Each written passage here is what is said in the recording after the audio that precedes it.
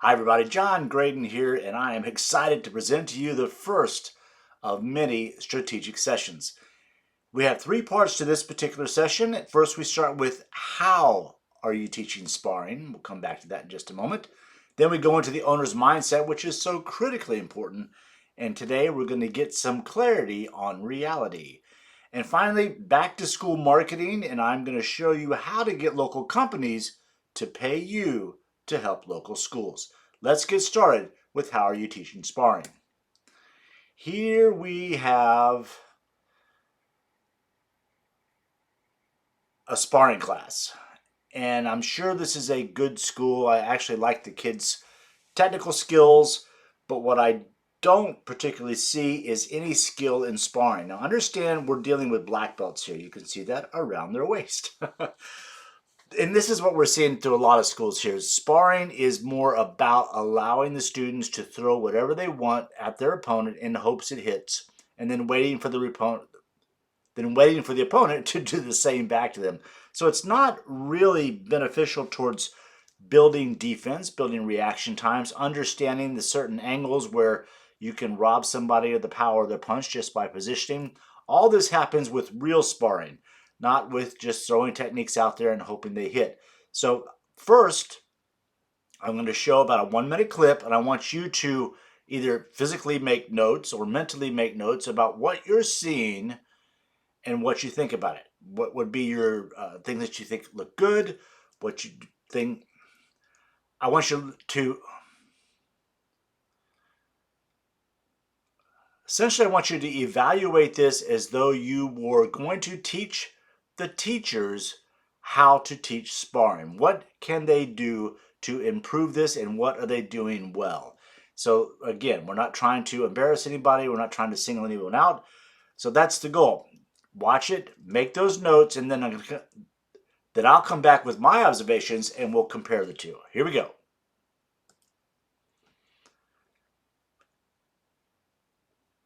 Before we get started, I have to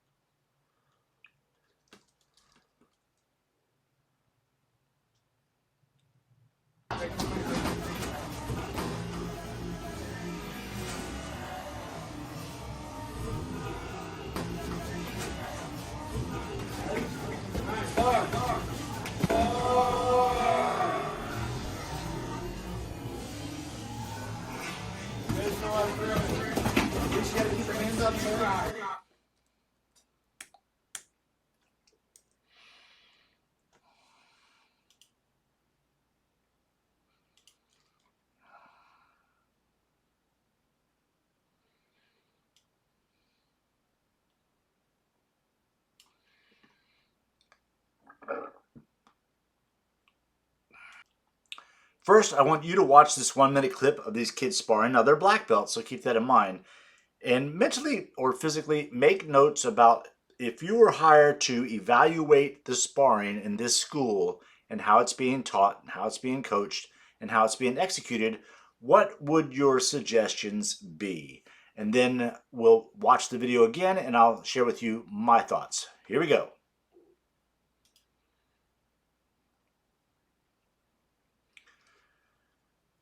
Before we get going, I have to use a classic example of what I see way too much in watching students spar. And that is what I call the roadrunner effect. And this is not the roadrunner, this is the coyote.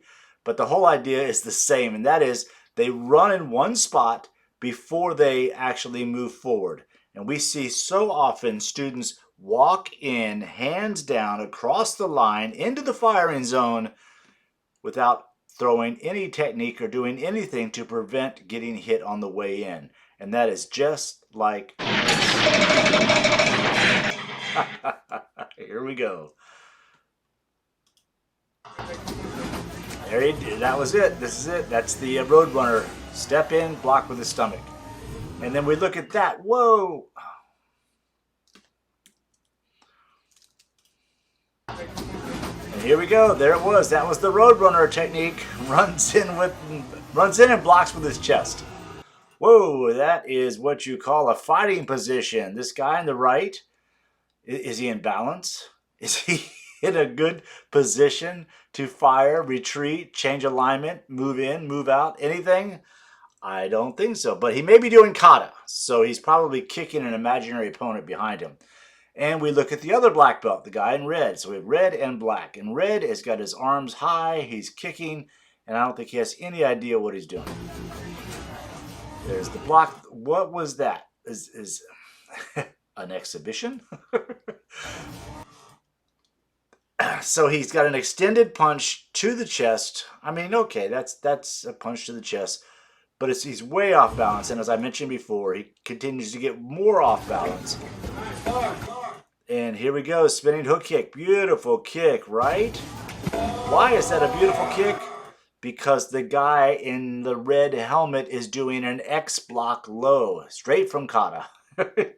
And he's not going to block anything with that.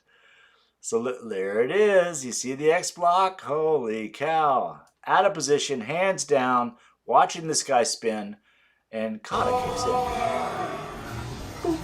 That's called blocking with your face. Blocking with your head.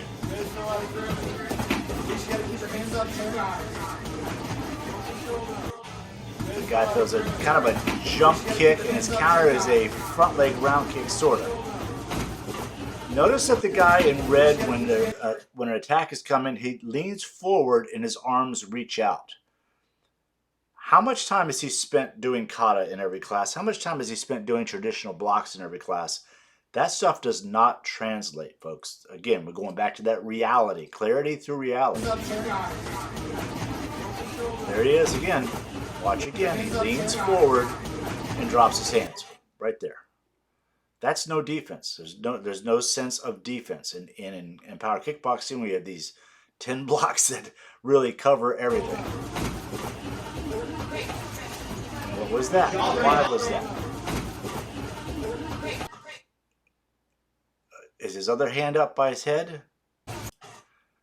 His other hand, like the other kid had the leg in the air. He's got that arm in the air. Is that a guard position? And his instructor is looking right at it. Let's hear if the instructor has anything to say. Good job. Oh, good job. Yeah, that was a good job, right. Another spin hook kick. Lean forward again, hands down. Watch the guy in red. Lean forward, hands down. Lean forward, hands down. Just throwing stuff and hope it hits. That was a good right hand. Let's give the guy credit. He's waxing. Bang, good right hand.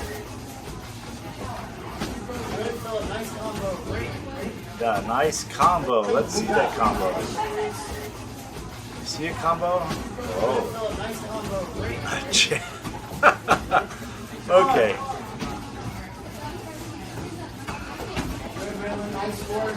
I mean, the Roadrunner effect is just crazy here. Both of them do the Roadrunner.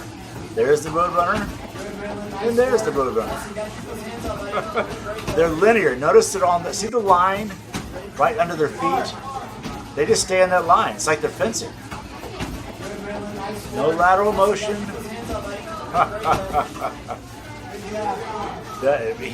Holy cow, he runs across the ring, hands down. Graden, I'm talking about red. But watch here. Backs up, now he comes in. Counter attack. Counter, and throws nothing the whole time. All right, so how do your notes match mine? In the end, my conclusion is that they have no strategy. They have no defense. No defense. You don't see any blocks. No coaching other than good job. Nice combinations. Get those hands up. They have no clue, but they get lots of praise. So there you go. That's our how are you teaching sparring these days. Let's move on to part 2, and that's mindset and clarity. The world's elite of the elite, the world's highest performers have remarkable clarity about who they are, and this is the key, what they do. That what they do is very important. Is what you do cemented in the past, or is it being calibrated and recalibrated to the present based upon what you learn as the years go by? So we're going to change mindset clarity to mindset reality. What have you learned since opening your school? This is a big deal. I've got a story to tell you in just a little bit that will illustrate what I learned from the time I opened my school until I was exposed to some, shall we say, different perspectives. So are you still holding on? And this is a big question, gang. And this is not meant to insult you, because I understand the lure and the kind of pressure actually to maintain certain traditions. So the question becomes, again, mindset clarity, clarity on reality. Are you still holding on to the traditional framing of reality-based self-defense? Now let's talk about this. I didn't say skills, but I said framing. How often, when you're teaching your traditional blocks and your traditional kata, are you saying, turn and block this punch, we're doing this block, and here you're defending against two people. This is a defense, like we saw the X block in the sparring. This is a defense against a kick to the groin. Be sure and lock that stance in, because you want to be really solid in self-defense. You want to be at one with the earth. And you get all these sound bites that really don't hold up. For instance, you're doing traditional kata, or you're doing the traditional basics, the lunge punch, stepping forward, squaring your shoulders, throwing a punch. Punches should be practiced by holding them out in the air and demonstrating good form.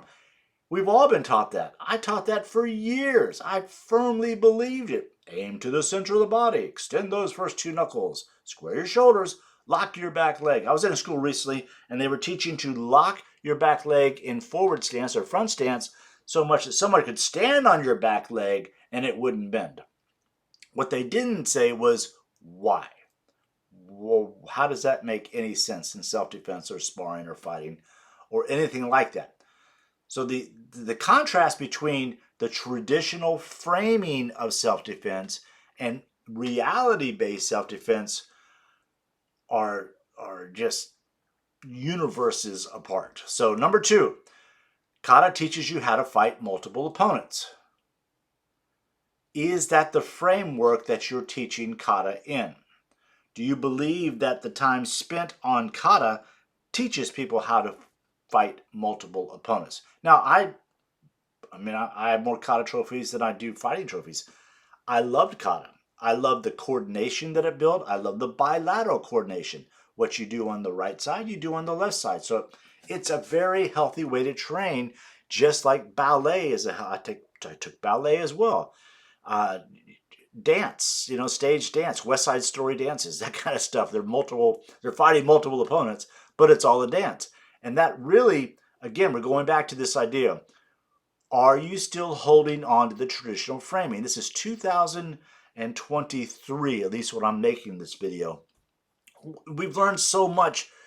Are you still hanging on to that old traditional framing? Framing, how do you look at it? You look at it through a frame. And finally, do you believe that valuable class time should be spent teaching and reviewing traditional skills in kata? Notice there's not a question there, because these are the frames of traditional. So let's go back to the top. Are you still holding on to the traditional framing of reality-based self-defense? Framing. This is how traditional martial arts frames self-defense. 1, punches should be practiced by holding them out in the air. 2, kata teaches you how to fight multiple opponents. Number 3, valuable class time should be spent teaching and reviewing traditional skills in kata. That's the framework of traditional martial arts. So I'm going to tell you the story of how this changed for me. I was in my living room at 14 years old. I just earned my orange belt, and my dad and his buddy were sitting at the dining room table, such as it was, smoking cigarettes, drinking beer. And Dad says, Johnny, why don't you show Ralph some of that karate you've learned? And I just learned a form called Tangun, or Dangun. It's a Taekwondo form. And in the form, and I taught it to them, I presented it to them exactly as it had been taught to me just the week before. So when we got to the square block, and if you research square block, there's all kinds of different ideas of what you're actually doing here. But what I was taught is that you're blocking one opponent from the side and you're blocking another opponent at the same time in the front. So the front arm blocks that guy and then your overhead blocks. So I'm blocking two opponents at the same time. Well, Ralph turned to my dad and said, that sounds like a bunch of bull spit to me. And he didn't say spit. But he wasn't a 5th degree black belt. He wasn't a national kata champion, so I didn't pay any attention to him because he didn't know what my black belt instructor knew, because my black belt instructor knew all. Fast forward 10 years, and I am in Dallas, Texas at the Cooper Institute preparing to teach the first instructor certification program the next day. It was so exciting. But I was on the treadmill I was on the elliptical machine in the gym the night before, getting my workout in, and a karate class starts right in front of me, and right there in the gym. And it's a Taekwondo school. It's actually Taekwondo, which is what I was raised in, because all my instructors came from the Allenstein School, and so did this guy. So he was teaching Tangun, just like I learned it. And when they turned to do the square block, he said, you're blocking somebody from this side, and same exact thing that I was taught. You're blocking two opponents at the same time. And I thought to myself, that's the dumbest thing I've ever heard. How can you teach that and keep a straight face? How can these students hear that and not question it?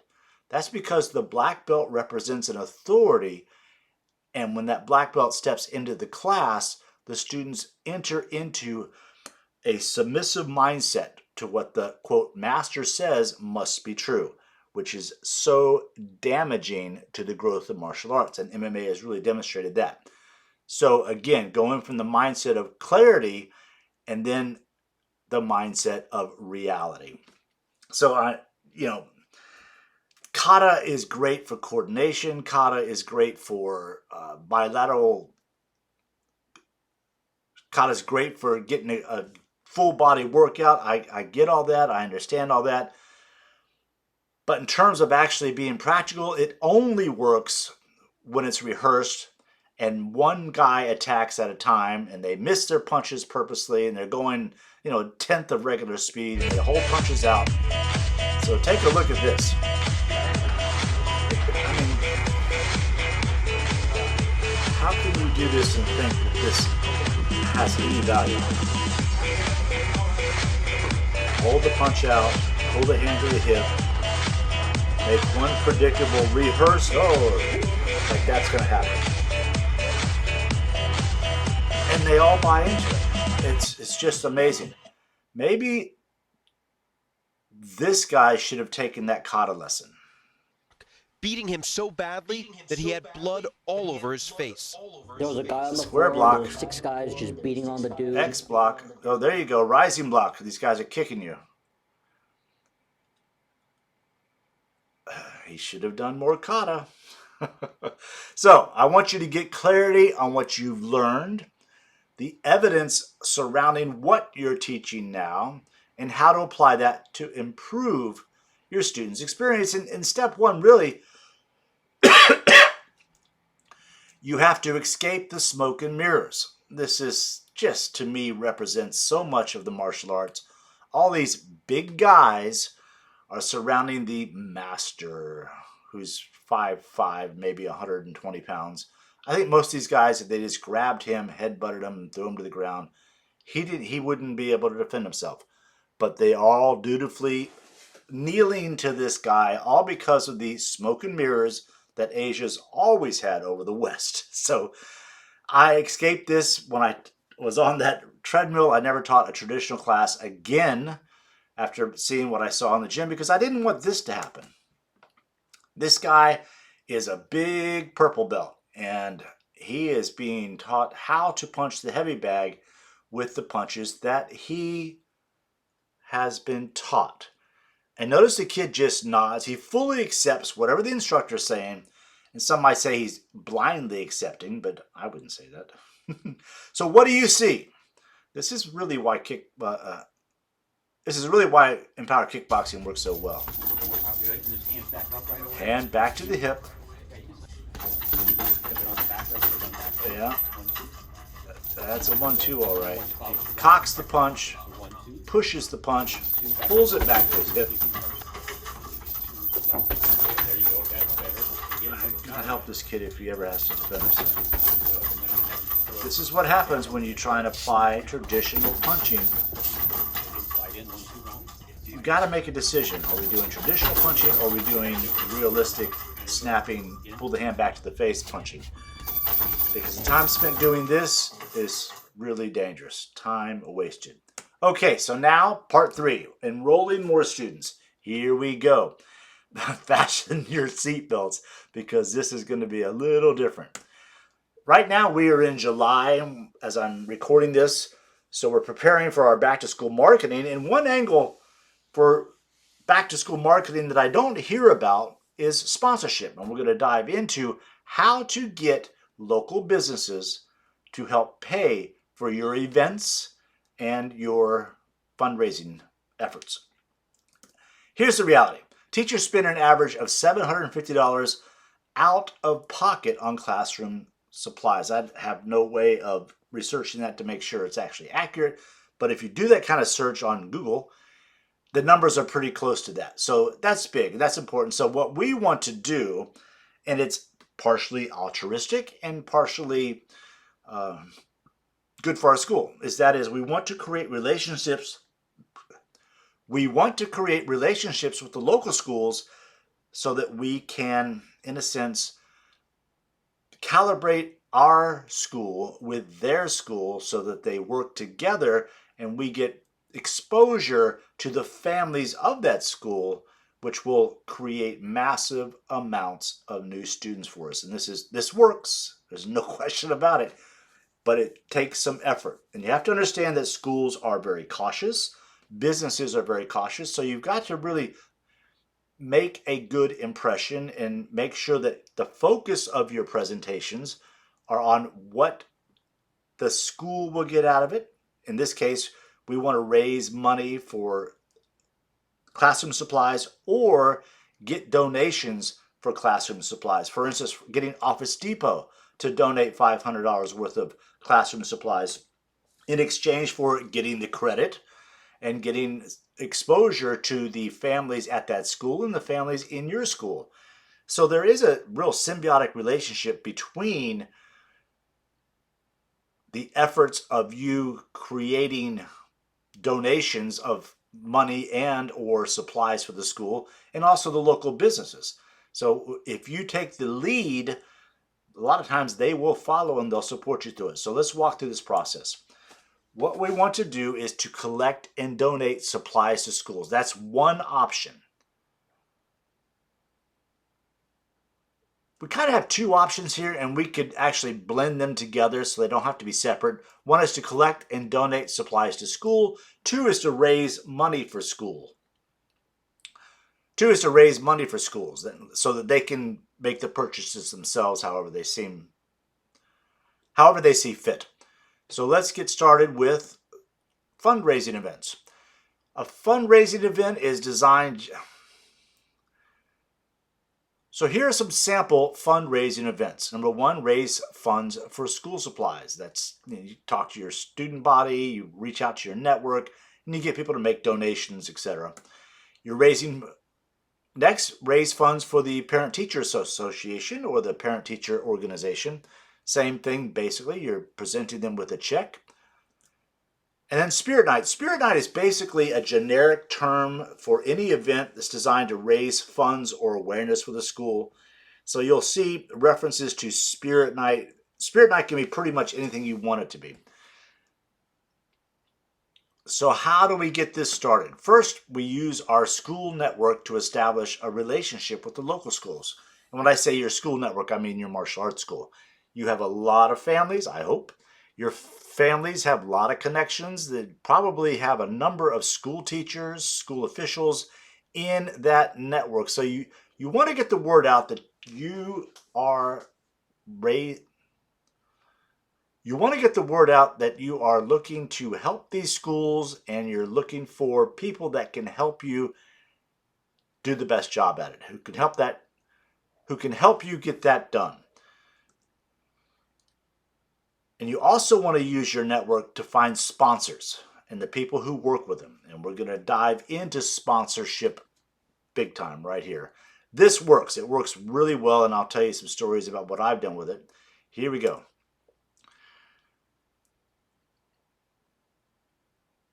Why raise money for schools? One, to establish a relationship with them. Two, it's a major media and attention magnet. If you go to the media and say that USA Karate is doing a fundraiser next Saturday at 12 o'clock at our school to raise funds for Columbus Elementary School, the media is going to take that and run with it, especially if you go through and find the reporters that focus on local schools and you send your press release to them.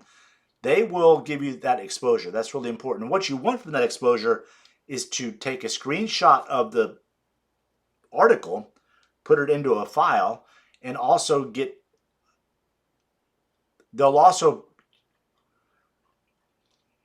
usually they'll include a link back to your website. So a link from a media website to your school website is great. That's great for SEO. That's very important. That shows to Google that you are an authority and you're trusted by the local media and the schools connected. So those links are very important, but that's not the focus of why we're doing it, but that's just the benefit. So again, why raise money for schools? It establishes a relationship.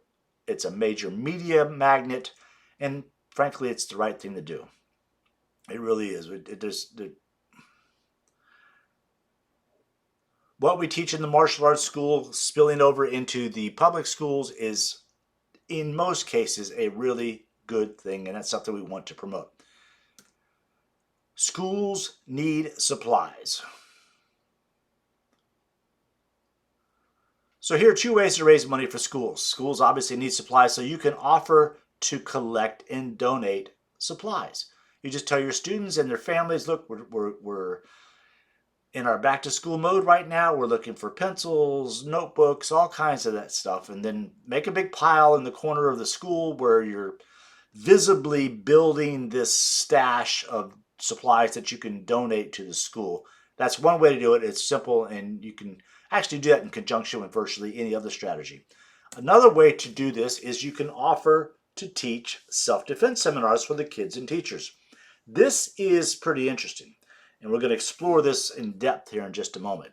Third, you can let the school, and it's hard to do this right out of the gate. You have to have an established relationship. They have to be able to trust you and know what you're doing. But imagine that you have a special $49 course. It's 4 weeks of your martial arts training. In Empower Kickboxing, that would be one module. And I would, the martial arts, the self-defense module would be ideal for that. So you let the school give them vouchers, physical vouchers. It's like a card, a 5x7 card that has all the information on it, and it's worth $49. They promote and sell those vouchers for your $49 course, and they keep the funds. So you provide the vouchers, the school sells them for $49, and all the students come to your school to take the course, and the school keeps the money. So that's another strategy for raising, and this again, media magnet. This will work to get media attention and social media attention. So let's look at some of the events, some of the seminars that we can teach.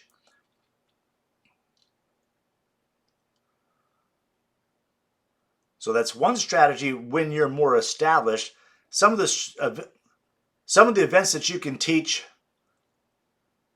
some of the events that you can promote in the early stages would include anti-abduction seminars, an anti-bully course or an anti-bully seminar, student safety seminar, young adults in particular. This is really good for high school and freshmen in college. Teacher self-defense and safety seminar. Holy cow. Teachers are getting attacked more and more. So if you can present an hour, 90-minute teacher self-defense and safety seminar at your school or at their school, the local school, that's an attention grabber. All these are attention grabbers. Verbal self-defense seminar. Big time. So we're teaching teachers, we're teaching adults, we're teaching kids how to deal with verbal attacks without getting physical. So that's a powerful seminar. Parents night out. And what this means is that a lot of us do parents night out in our schools for the parents of our students. This is when you extend that invitation out to the local schools. You have to be careful here that you can handle the volume of kids that you're going to deal with. So you've got a lot of staff, and make sure that you run this by your insurance company first. But hosting a parents' night out, if you get good at this, and I've seen schools that do this on a monthly basis year round, and they invite the local schools and they are packed out. And the spillover effect into creating new students is significant, and it's well worth the effort. But make sure, again, your insurance is covering all of this. Your insurance agents know that you're doing this and that you plan out every minute of this. So start small and build and learn. Child ID Day. Now this is interesting. You just search for Child ID Day on the web. Here you can have you can, on one end, the very simple end, you can download a Child ID kit, and then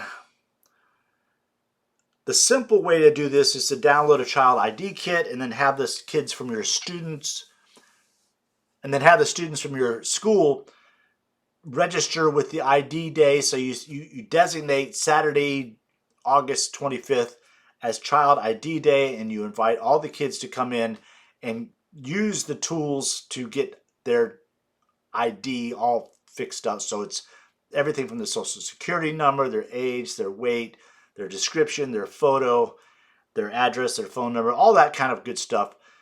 There are national, there are local, so you have to kind of do a little exploring.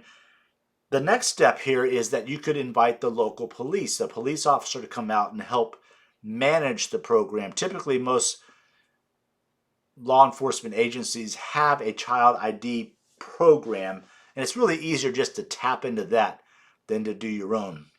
And again, that is a major media magnet, big time. So you're advertising that, again, August 25th, Saturday from noon to 2, we're doing Child ID. Bring your children in. You want to promote this to the public so they bring their children into your school, and maybe in exchange for getting a Child ID registration, they also get a free week, month, whatever voucher for your school. So that's a great series of events that you can do in your school that will not only attract the media, but it's going to bring new families into your school. And if you're an Empowered Kickboxing member, and if you're a member of and all of these seminars will be in the members only area of Martial Arts Teachers Association and Empowered Kickboxing. So we have seminars. I've taught all these seminars and I have them all on video, so you can tap into that and learn how to do this. Now let's get more focused on sponsorship. There, throughout the year, are designated months that you can take advantage of. For instance, September is Realtor Safety Month. Realtor Safety Month, simple as that. It is Realtor Safety Month is designed to raise awareness for realtor safety. Now imagine this: if you went to the local mall and you approached 100 different people and said, particularly female, you said, would you meet a stranger in an empty house at a remote location, or even at a location? Would you approach 100 different people, mostly female, would you meet a stranger in an empty house? Most would say no. For a realtor, that's their job description. So a good percentage of these people, they don't necessarily always get physically attacked, but they have some very strange encounters. And that's what Realtor Safety Month is all about. I used to be a monthly columnist for Realtor Magazine on this very subject. And it is one that is of high interest. So if you were to offer to teach a realtor safety seminar, either at the office of a realtor, that's something that you can charge for. Or you can do it for free and get a sponsor to pay for it. What kind of sponsors would pay you to do a realtor safety seminar? Mortgage brokers, financial planners, estate attorneys, architects, CPAs, real estate attorneys, local banks. These are just a few, but all of these companies that I just mentioned work with realtors. They want their business, so they would love to be the sponsor for something that may save their life. And I have been teaching realtor safety seminars for a few years, and it's really pretty simple. And we'll have a video for our members showing you exactly how to do it. But I just booked one for mid-August. And here's an example of the email that I got back from the realtor whose job with this company is to organize ongoing continuing education. And the bigger offices have these people. So this is not something new. They're not going to say, oh, we have an event. Doing a safety event is a little different in most cases, but they do trainings all the time. Most of the bigger realtor offices have training rooms so that you can actually go into their training room, and that's where you'll teach the seminar. So here's the response, and this is one of our exchanges just last week.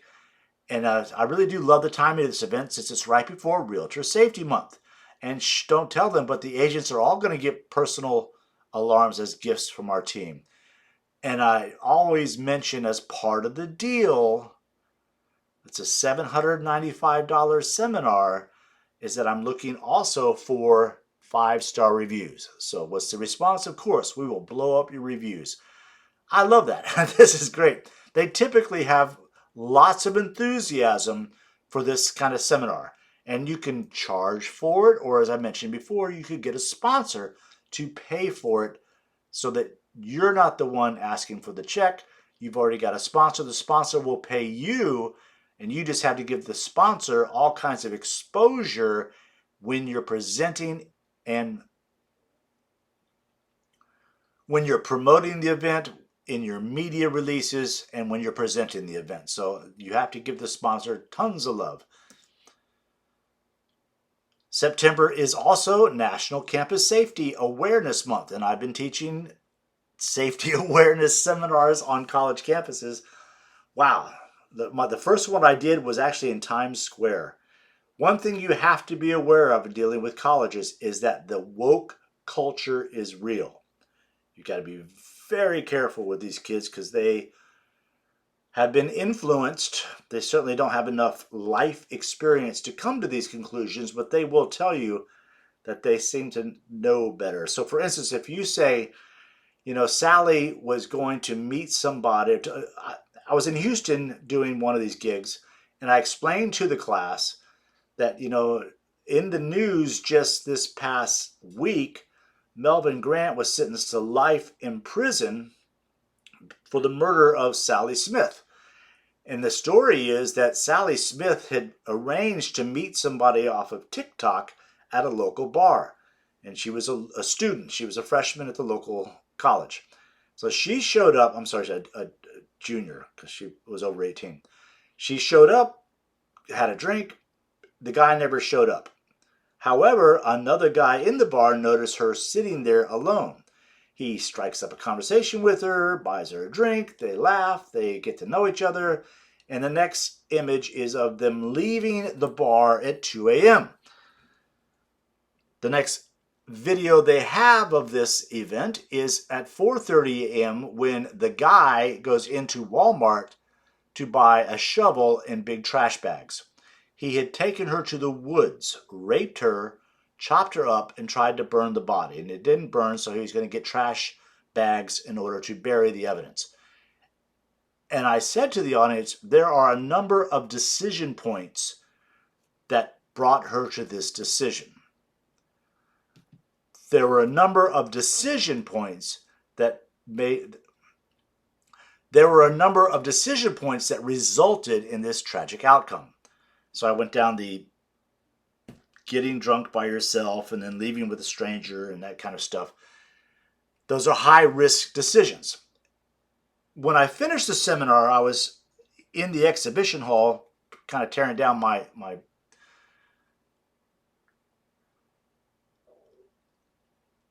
a half hour later, I'm in the exhibition hall at my booth, and I turn around and there are 8 to 9 students lined up with a teacher.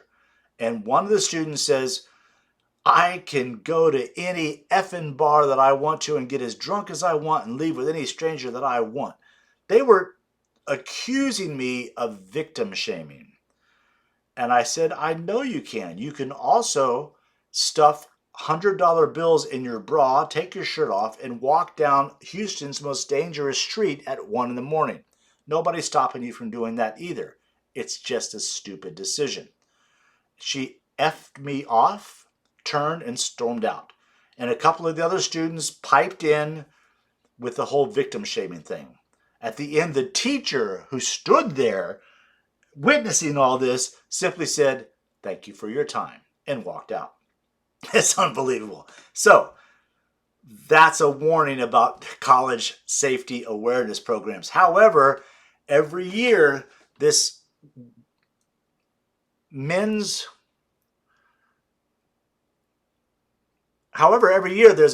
clothing store in California, Newport Beach, I believe, Fodata. And Fodata stands for daddy, for dad. And they have an annual International Women's Self-Defense Day. This year it's November 5th, 2023. I've been doing this for the last few years. So the idea is, again, these are sponsors, but they don't sponsor with money. Fodata doesn't give you any kind of money. However, you can use their staff to contact local colleges, and they typically will get further than you faster. For instance, this is an exchange I had. It's kind of the annual exchange that I have. But they reach out to the local universities. They book the seminar for you, and all you have to do is show up and teach it. So that's the Fodata International Women's Self-Defense Day. It's been growing through the years. I've been central to presenting this year after year, and I think it'd be a good idea if you guys took advantage of this. Again, we'll have a campus safety, or actually what I call the Safe Student Project, the Student Safety and Self-Defense Seminar. I'll have some examples in the members area of our programs. I've been teaching this for the last 5 or 6 years, and I've got a lot of this on video, so I'll be showing you the entire seminars in our members area. So who would you target for events like this?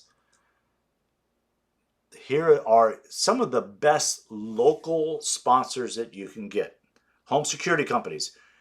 What is their job? Keep families safe. Well, your self-defense seminar, whether it's for kids, families, teachers, is all about keeping people safe. Grocery stores, obviously they want the best. Insurance agencies, same thing. Family law firms, family restaurants, and you're going to be surprised when I show you how easy it is to approach these businesses, including local family restaurants. Energy drinks. Red Bull is a big sponsor of gigs like this. Sodas, Coca-Cola, Pepsi.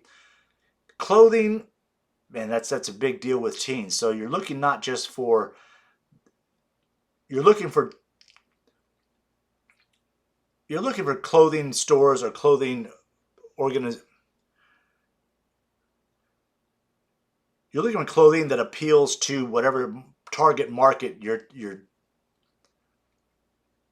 going to be teaching. So if it's high school and college, obviously that would apply to them. Gyms, snack companies, skincare, anti-acne, that's something that kids have to be aware of. Athletic wear brands, and retailers like Dick's Sporting Goods. So these are all great targets, but how do you get to them? I'm going to show you in just a minute. But first, here's an example of what I'm talking about. Rock Valley Credit Union sponsors self-defense class. Now, this doesn't mean that they gave the school money. It means that they promoted it, they hosted it, they did everything maybe short of providing money. Or maybe they did provide money. They paid for it's a $45 fee. They would pay for, say, 10 tickets. And this is where I'm going to tell you my quick sponsorship story, some of the sponsorships that I've done. In a long time ago, this is in the mid 1980s, Allstate Insurance, this is back in the mid 1980s. I had a local TV show, USA Karate, and I was approached by Allstate Insurance. They wanted me to do motivational presentations for their salespeople. Holy cow, I'm a 22-year-old karate guy, or 25-year-old karate guy. So the presentation was this. They would pay me $2,000 a gig, and they would pay me they wanted me to do a motivational presentation for their sales crew. I'm a 25-year-old karate guy. Holy cow. But they evidently, somebody of influence saw the TV show, did some research, and they found out that I guess that's what I do.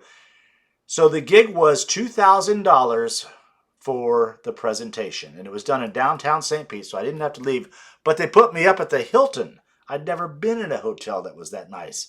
So my confidence level from the day before my event and the day after, holy cow, it went through the roof because I made the presentation. It went over so well that they booked 5 more throughout the state. I couldn't believe it. $2,000 for a 1-hour presentation? Holy cow, sign me up. That's nothing to them. That is chump change. That's the change that's in their couch. It is truly nothing. But it was a blast. Every hotel they sent me to was a 5-star. It was just really exciting. In fact, I actually strongly considered leaving or selling my schools and becoming a motivational speaker. And this is, again, back in the mid-'80s, late '80s, when Tony Robbins was coming on, Brian Tracy was coming on, Jim Rohn, all that kind of stuff. So anyway, I actually thought about jumping ship in that regard. So it's amazing what you can do. And also, I had a sponsor for my TV show, a local plastic surgeon, who would sponsor self-defense tips. So this self-defense tip brought to you by Dr. Ferry's Plastic Surgery or something like that. So he would pay me, I don't know, $300 a show. And again, 1980, late 1980s, so it's probably closer to $750. Anyway, the money's out there. That's the whole point. The money's out there, and it doesn't have to be money. It can be exposure. It can be they're hosting it. They'll promote it to their employees. Often you end up starting with something like that before you can get to the point where they're actually going to give you money. But it's not as hard today as it used to be. Look at this. This is Tidal Wave Car Wash. And they have an application where you could submit your fundraiser. It's right there. It doesn't take much to get these. All you have to do is search how to get sponsors locally or how to get sponsors and then tie the company name in. And that's an example. Here's Krispy Kreme fundraiser. Let's raise some dough for your cause. Tijuana Flats. I don't know if they're around the country, but it's a great taco Mexican place. Spirit Night. They'll help you raise money for your Spirit Night. Twisty Treats. Spirit Night fundraiser request form. It's all there. Another ice cream parlor right here doing Spirit Nights. We love working with local schools, clubs, and athletic teams. Some require you to be a nonprofit. Often they don't. And there are just so many examples of that. Here is just an example of some of the sponsors that typically do this type of sponsorship. So it's exciting. It really expands your reach and it elevates your school above the others, especially when you're the official self-defense school for Walmart or Krispy Kreme or whatever it is. So that is how you can raise funds for your back-to-school marketing using sponsors. Again, I'm John Graden. I hope you've enjoyed this. Please visit empowerkickboxing.com and martialartsteachers.com. I will see you in. I'd sure like to hear about your efforts to get sponsors in your back-to-school marketing. We'll expand on all of this next time. Thanks for watching.